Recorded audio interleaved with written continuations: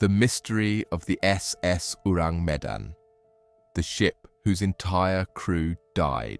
Screaming, every man on board was already dead when the rescue ship arrived, frozen in place, eyes wide open, mouth still open in a scream nobody heard.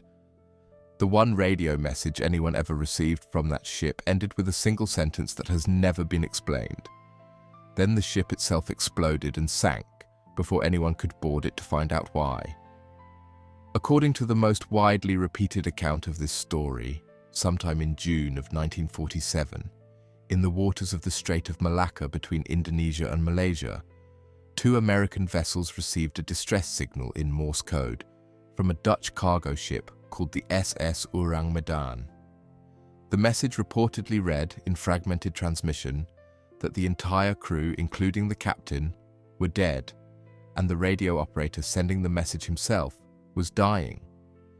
The final transmission is said to have ended with the words, "I die," followed by nothing but silence.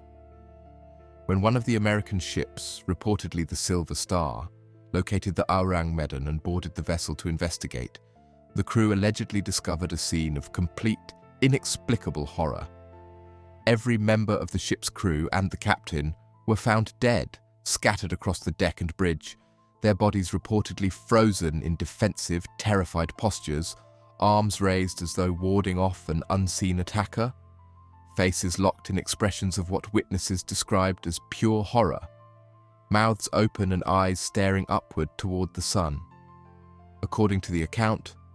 there were no visible wounds on any of the bodies, no signs of struggle, poisoning, or violence of any conventional kind, and even the ship's dog was reportedly found dead in a similarly contorted, frightened position. As the boarding crew reportedly prepared to tow the mysterious vessel back to port, smoke was seen rising from the ship's cargo hold, and the boarding party was forced to abandon the Ourang Medan and return to their own ship. Shortly afterward, according to the story, the Ourang Medan violently exploded and sank beneath the waves, taking with it any physical evidence that might have explained what had actually happened aboard the vessel, along with any conclusive proof that the ship or the incident had ever existed in the first place. What makes the Ourang Medan genuinely unusual, compared to most maritime mysteries built on at least some verifiable underlying documentation,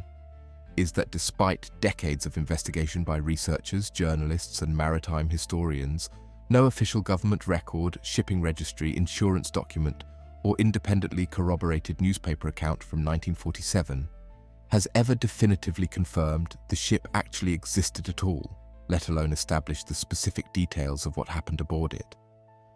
The earliest known published account of the story didn't appear until 1952, 5 years after the alleged incident, in an Italian magazine, followed by additional versions of the story appearing in Dutch and American publications throughout the following decade, each account containing slightly different specific details, dates, and ship names. Inconsistencies that have led many serious maritime historians and researchers to conclude the entire story may be an elaborate hoax or a piece of embellished maritime folklore rather than a documented historical event.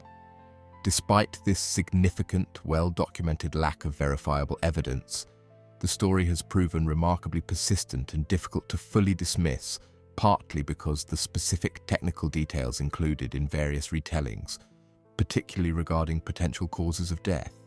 have continued attracting genuine scientific speculation from researchers willing to engage with the story as a hypothetical scenario worth exploring, even while acknowledging its questionable historical foundation. The most frequently proposed explanation suggests the ship may have been illegally transporting a cargo of nerve gas or other toxic chemical agents, possibly leftover chemical weapons stockpiles from the recently concluded Second World War.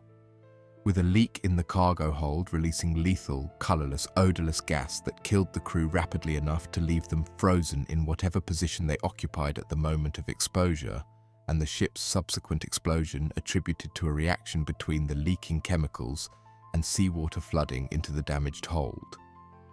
A second commonly proposed theory suggests carbon monoxide poisoning from a malfunction in the ship's engine or ventilation systems, a genuine and well-documented maritime hazard capable of killing an entire crew relatively quickly without obvious external signs of violence. though this explanation struggles to account for the specific, more theatrical details commonly included in the story, including the crew's alleged frozen expressions of terror and the ship's subsequent violent explosion. Maritime researchers who have attempted to definitively verify the incident have consistently run into the same fundamental problem: the complete absence of any primary historical source material, no confirmed ship registry for a vessel matching the Ourang Medan's described specifications, no verified crew manifest, no original ship-to-shore radio logs from the American vessels allegedly involved, and no surviving witnesses or their direct descendants ever definitively identified and interviewed. A pattern of evidentiary absence that stands in genuine contrast to virtually every other documented maritime disaster from the same general era, which typically left at least some verifiable paper trail across shipping records, insurance claims, or contemporary news coverage. What makes the Ourang Medan endure as one of history's most persistently retold maritime legends,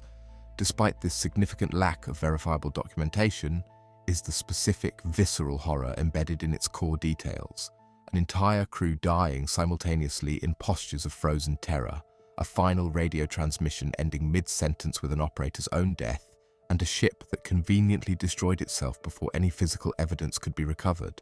A narrative structure almost perfectly engineered for retelling and embellishment, regardless of whether the underlying event ever actually took place. Whether the SS Ourang Medan represents a genuine historical tragedy involving illegal chemical weapon transport that authorities of the era had every reason to quietly suppress from official records, or an elaborate piece of maritime fiction that gained enough traction through repeated retelling to eventually be mistaken for documented history, remains genuinely unresolved.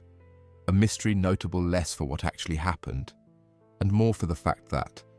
after more than 75 years of investigation, nobody has ever been able to definitively prove the story happened at all, or definitively prove that it didn't. If stories like this, where even the existence of the mystery itself remains permanently unconfirmed, are exactly what you come here for, subscribe to the grave details, because history holds more stories like this than most people will ever know.